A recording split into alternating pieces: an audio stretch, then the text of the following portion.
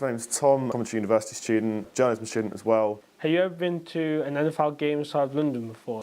Yeah, I've been to 7 or 8. I went to the last one at Twickenham in October with my housemates, the Vikings versus the Browns. That was amazing. My housemate actually supports the Vikings. That was brilliant. I went to watch the Colts play, which is my own personal team, a couple of years ago at Wembley. They lost, unfortunately, against the Jags, who are now amazing. And it's a really good thing. Like, you can see how much the sport's progressed when you go to a game like that. 10 years ago, 2007, Dolphins-Giants at Wembley, that was the first game. And the pitch was awful, it was muddy and horrible, and everyone was sort of complaining. Whereas now, if it's a rainy game, it's not an issue, they've sorted out as well. And obviously it's led now to them being essentially an NFL pitch at Tottenham's new ground next season. So there's huge strides in American football in this country. How do you feel the UK fan base is growing? Obviously, you said you've been to a lot of NFL games. Yeah, I mean, especially in the past 3 or 4 years, my housemates especially, who I live with, like, one of them is the president of the American football team, so obviously he's a fan, but the other two, they didn't watch the sport at all until we met them, and now they're like the biggest fan. Best mates of my course, they started watching the season, now they're huge fans, they support the Dolphins and the Steelers, and it's grown so much. And like I said, with more clubs getting involved now, there's more community projects of like when players come over and visit during the summer, there's so many more things going on. Come up leaps and bounds in the past few years. How much do you know about the London Monarchs, the expansion team that might be put inside the UK? The talks of the only possible London team at the moment might possibly be the Jaguars because of relocation, because they're owned by, I don't know the guy's name, but he owns Fulham as well, and he's a big reason why the NFL and Tottenham's happening as well. So they've got a ground for it now, and I think you've seen a lot of relocations the past few years of like St. Louis going to LA and San Diego going to LA and Oakland are going to Las Vegas soon. So there's a lot of relocations happening. Obviously the travel's a big thing, whereas obviously it's not just flying from Pittsburgh to Philadelphia, it's London to Seattle or London to Washington. It's huge distances to travel, so you've got sort of logistics things there. Guys living in America moving to London is a big thing, so it's not the same really as a relocation process in America, but I think it could happen. We've got the fan base for it, everyone wants a team here, and like I said, you go to those London games at Twickenham and the crowd reactions, regardless of whatever team is playing, everyone still goes absolutely nuts. So I think we've got the fans for it, we've got the facilities for it, but it's whether a team wants to commit to that, because like I said, the travel and I think the commitment for players is the toughest thing they have to sort out. So have you heard about the Colin Kaepernick situation?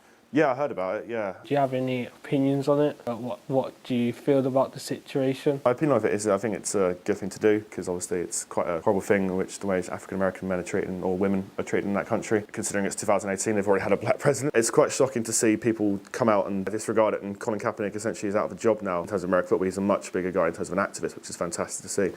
And they got a huge thing, like Jerry Jones, the Dallas Cowboys owner, actually kneeled with his players in a game, which is quite an amazing thing. And it sort of filtered out in the end, but I think it was a great thing to see, because obviously so many people got involved, and may it continue, because I think it needs. NFL, with the exception of NBA, is the biggest platform sport-wise in America. So of all places to do it, it's the best place. What do you feel about Donald Trump and what he's been saying? Obviously he's been calling players silver bitches and saying it's unpatriotic to actually shout during the national anthem. What do you feel about his comments and what he's been saying? Well, he's just a bit of a buffoon, isn't he? I mean, you've got the First Amendment in his country's Bill of Rights is freedom of speech and freedom of expression, which is exactly what those guys are doing. So regardless of how he may feel about it, he can't protest it because they have the right to do that. If it's something he doesn't agree with, then he's a politician, and he's going to find a lot of people who don't agree with his opinion, like Colin Kaepernick and a lot of other guys in the league who don't agree with how he's running his country. I mean, Kaepernick did it before Trump was even in office. So it's not like it was just him, but I mean, he's just facilitating everyone's hatred of how black people are treated in America.